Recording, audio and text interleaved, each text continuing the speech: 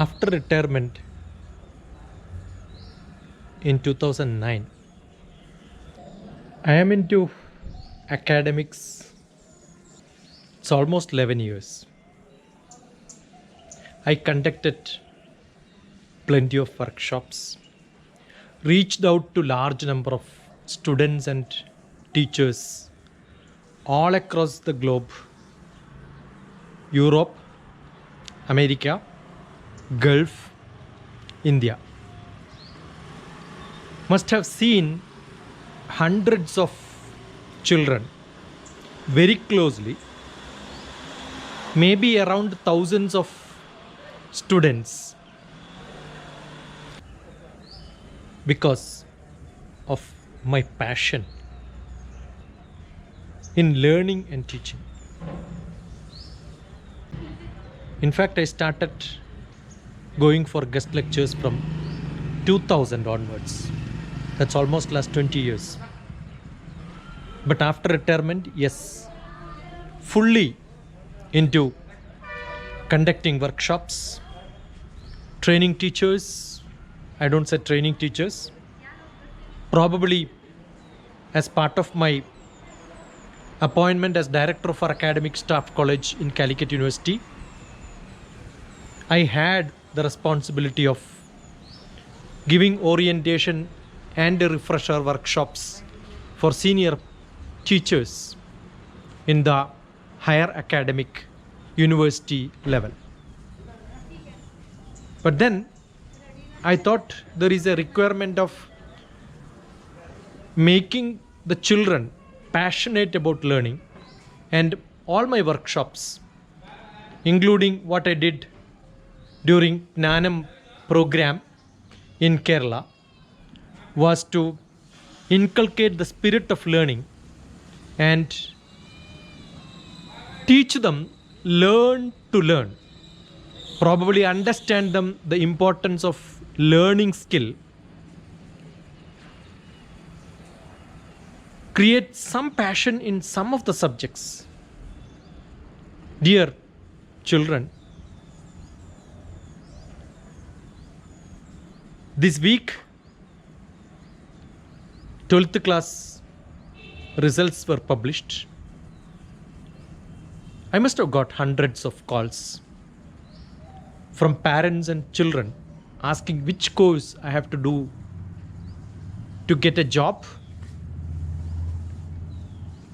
where to study and what to study, which has got demand. I keep answering them only one, saying that you have to study what is actually passionate for you. At least you have interest in that subject. You study anything, anywhere,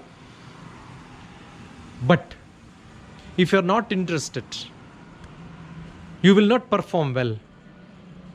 And unlike school, probably you will not get sufficient support from teachers. You will have to do self-learning. And this COVID, during this time, we are seeing that good learners who can utilize all the facilities which they have, the minimum facility, an internet connection and a smartphone is good enough, and you can be wonderful learners. One of the biggest problem in some of the students who are not in the cities, they're all facing, probably in the whole Kerala, one of the biggest problem is communication skill. That communication skill, to develop it, takes only few hours of listening to good news programs, some lectures, some YouTube programs, and look at it, understand, repeat in the same style. These are the assignments which I am giving. When assignments are given to make a PowerPoint presentation, children are ready and jump into, but they immediately ask when is the last date. Why the first date is not when they can submit? The time allotment for the presentations are given from 15th onwards, and today is 20th. Today also we have the third set of presentations. It's all given as first come first served basis. Probably one more day, maximum 10 to 15 presentations out of 100 children. I'm only allowing 10% of children to present, because finishing the presentation is not important. Whether you have that spirit, are you ready to invest some time in learning something new? The way you present, either you have PowerPoint or video, doesn't matter. Whether you want a background sound or not, it doesn't matter. Do you have some content to speak? Did you really learn something new? And what is the methodology in which you are learning? To test that. That is my interest. You don't see somebody's presentation, you don't learn from somebody else who is going to look at your presentation. So presentation is not that useful if you are not a learner. Assignments were given for children to speak in the same style as Swami Vivekananda. So that I thought some social studies content is there. Some other subject like DNA was given. And some children on private discussions, chat, I suggested them to look at something on music, something on dance, something on art, something on communication, but hardly. The assignment is given that you should learn this and then reproduce only one. Why can't do all the three? I said optional, either this or that. A bright children is one who takes it as a chance for learning and then do all the assignments given. I think these are all because the teachers and parents taught them. You do this because somebody else is asking. You do this not because you are interested. You have to submit this in the last date because the last date is this. It is not that you can do it at the earliest as possible. I feel the time to change. I feel a learning interest, the passion for learning. Not for somebody else, not to get a job, not to earn money. Because human beings are the only creatures in the world who can learn and teach. So when you learn and teach, that shows you are more human. If you don't, Manushya Rupena Mrigascharanti. As a animal, two-legged animal, there is a human going. You are just earning for living. And what for you are living? Is it for earning? To get a job? What for? Ahara nidra bhaya maithunani samani chaitani nranam pashunam jnanam naranam adiko vishesho jnane bhina pashubis samana. Aharam, food. Nidra, sleep. Bhayam, tension, worry, stress. Maithunani, sex. All these are common to everyone. Human being, jnanam naranam adhiko vishesho. Knowledge is extra to human being. Do you want to learn? There are plenty of chance for learning. Because the virtual world is so huge. The intention of international virtual workshop was to give you that moksha. Moksha is happiness, bliss. Being happy, not showing happy. Being a learner, but not showing that you are a learner. I wish my children have some interest in, when I send a link to look at some textbook, when I ask, have you seen that? After some time I get a message, I couldn't open it. Internet was low. You will have plenty of reasons for not doing, because giving excuses is what is seen as life, but not excelling is not seen as life. I think instead of excuses, showing that you are excellent. Dear parents, please make your children passionate about learning. Not instructing them. No. That's a destruction process. Instruction is a destruction process. I think that I have every children who is coming in front of me are equal, and I love each one of them. But I am spending a lot of time with a real passion in doing it.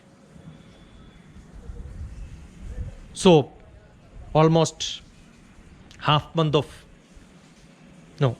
20th only. We started on 15th officially, but unofficially I started communicating to them, my children, for last 15 days. Half month is almost over. It's almost, maybe I can continue one more month, but not with 100 children. No. Not with 20 children. No. Maybe when the program goes into first month, I will have only 10 children, but that's good enough. I want only real learners. I want only learners who are really interested. They know how to by heart and present. The assignment given was Vivekananda's speech and something on biology. I am sure most of the children don't understand or must not have tried to look at dictionary to learn meaning of those words which they spoke. They just by brain it. I don't say by heart because it doesn't reach into heart. It just reached into their brain. No, don't mug up and then vomit. That is not what is supposed to be done, and you say that you learned it. No, learning is getting into the spirit of each word what you speak. But still, some people have responded positively. I edited few of them. Some things were rejected because of too low quality. Something were added to this. Let us be together to watch. Hope this little words which I said for 10 minutes make some difference in the children.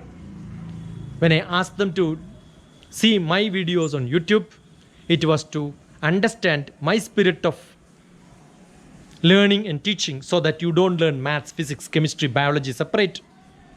You learn how to learn so that every subject can be learned. Because a cook is not the one who just make one item, but a cook is one who prepares everything and anything what he can see, he can make it better than that. Similarly, any knowledge when you see, you must be able to make knowledge better than that.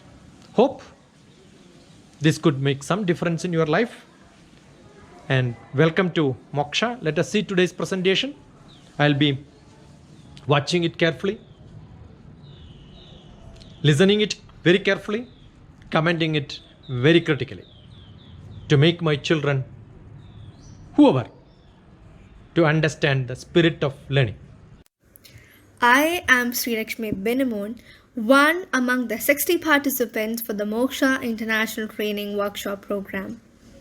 I had recently given a presentation for the session, and everybody who watched the video, including DrTPS, said that I could do my presentation very well. This was because of DrTPS and my parents' support.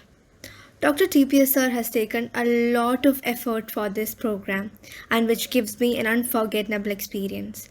And I would thank my parents who showed me the right path, the right training program to join. As a part of Moksha program, I really enjoyed doing my presentation. And I hope all the 60 of the participants who will do the presentation would enjoy same like me. Thank you so much. Distinguished delegates to the world's Parliament of Religions, ladies and gentlemen, welcome to the afternoon session of the opening day today, the 11th of September, 1893. We now introduce you to Swami Vivekananda from India, and request him to address us. Swami Vivekananda. Sisters and brothers of America, fills my heart with joy unspeakable to rise in response to the warm and cordial welcome which you have given us. Sisters and brothers of America. My name is Sanjay, and today I shall try to recreate a speech by Swami Vivekananda, which he delivered in 11th of September 1893 at the First World Parliament of Religions, where he introduced Hinduism to America, called for religious tolerance and an end to fanaticism. I'm Dia Sailalji of grade 10th from Mysore. A very good morning to everyone. I am Rida Taju, studying in grade 9 in Scholars Indian School, Ras Al Khaimah, UAE. Swami Vivekananda is a great philosopher and a spiritual leader of India. Here I present his historic speech, which was delivered on 11 September 1893 in Chicago at World Parliament of Religion. Here it goes. Sisters and brothers of America, it fills my heart with joy unspeakable to rise in response to the warm and cordial welcome which you have given us. I thank you in the name of the most ancient order of monks in the world. I thank you in the name of the Mother of Religions. And I thank you in the name of millions and millions of Hindu people of all classes and sects. My thanks also to some of the speakers on this platform who, referring to the delegates from the Orient, have told you that these men from far-off nations may well claim the honor of bearing to different lands the idea of toleration. I am proud to belong to a religion which has taught the world both tolerance and universal acceptance. we believe not only in universal toleration, but we accept all religion as true. I am proud to belong to a nation which has sheltered the persecuted and the refugees of all religions and all nations of the earth. I am proud to tell you that we have gathered in our bosom the purest remnant of the Israelites, who came to southern India and took refuge with us in the very year in which their holy temple was shattered to pieces by the Roman tyranny. I am proud to belong to a religion which has sheltered and is still fostering the remnant of the grand Zoroastrian nation. I will quote you, brethren, a few lines from a hymn which I remember to have repeated during my earliest boyhood, and which is every day repeated by millions of human beings. As the different streams having their sources in different paths which men take through different tendencies, whereas though they appear crooked or straight, all lead to thee. The present convention, which is one of the most august assemblies ever held, is in itself a vindication, a declaration to the world of the wonderful doctrine preached in the Gita. Whosoever comes to me, in whatsoever form, I reach them. All are struggling through paths which in the end lead to me. Sectarianism, bigotry, and its horrible descendant, fanaticism, have long possessed this beautiful earth. They have filled the earth with violence, drenched it often and often with human blood, destroyed civilizations, and sent whole nations to despair. Had it not been for these horrible demons, human society would be far more advanced than it is now. But their time has come. I fervently hope that the bell that tolled this morning in honor of this convention may be the death knell of all fanaticism, of all persecutions with the sword or with the pen, and of all uncharitable feelings between persons wending their way to the same goal. Thank you. it fills my heart with joy unspeakable to rise in response to the warm and cordial welcome which you have given us. My name is Ashi and I am from grade 10A, studying in Scholars Indian School in Ras Al Khaimah, UAE. Today I am going to explain you the topic of from DNA to protein, which is basically how DNA is converted into protein.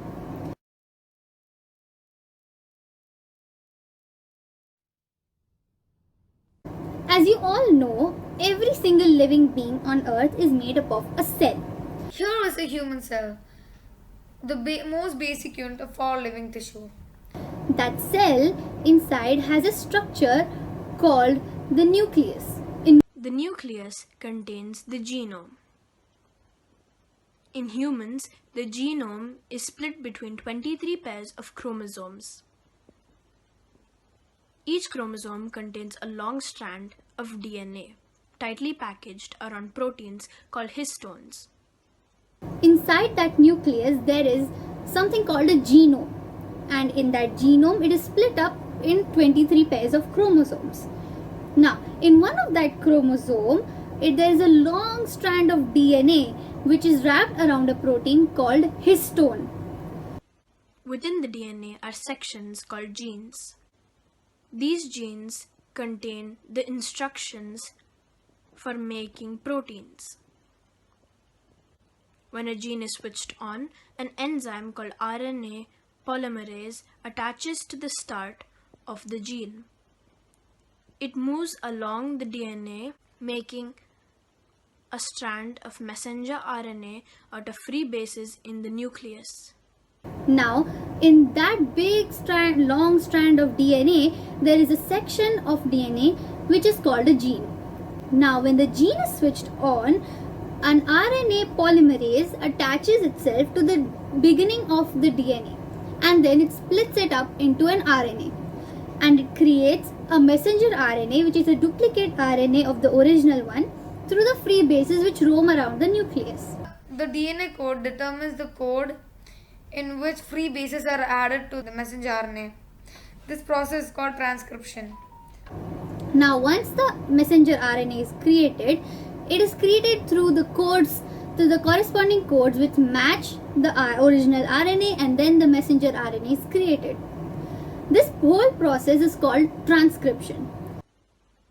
Before the messenger RNA can be used as a template for the production of proteins, it needs to be processed. This involves removing the messenger RNA then moves out of the nucleus into the cytoplasm. Now, before it is moved on to create protein, it is have to be processed, by which I mean that when it has to be processed, it has to be removed and added through the sections of RNA. So once that is done, it goes away from the nucleus into the cytoplasm until a ribosome grabs it. Protein factories in the cytoplasm called ribosomes bind to the messenger RNA. The ribosome reads the code in the messenger RNA to produce a chain made up of amino acids. There are 20 different types of amino acid. Transfer RNA molecules carry amino acids to the ribosome. The ribosome binds that RNA, and then the ribosome reads the code the messenger RNA produces to produce a chain up of amino acids. There are 20 different types of amino acids in a protein. So the transfer RNA molecules carry the amino acids to the ribosome. The messenger RNA is read 3 bases at a time.